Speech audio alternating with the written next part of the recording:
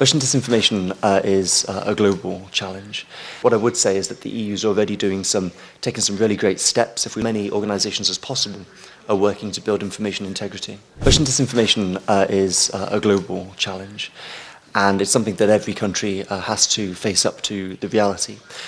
We have disinformation, of course, from a range of autocratic actors. It's increasingly coordinated, so we see, for example, pro-Russian disinformation, sometimes amplified by pro-Chinese networks as well.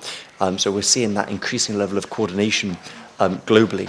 But as for the Balkans specifically, there's a lot of great organisations working on the subject matter within the region, I think, who would be well placed to speak to these specific dynamics. What I would say is that the EU is already taking some really great steps. If we look at the FEMI ISAC, for example, which is being set up to facilitate greater international coordination in terms of understanding the nature of the threat.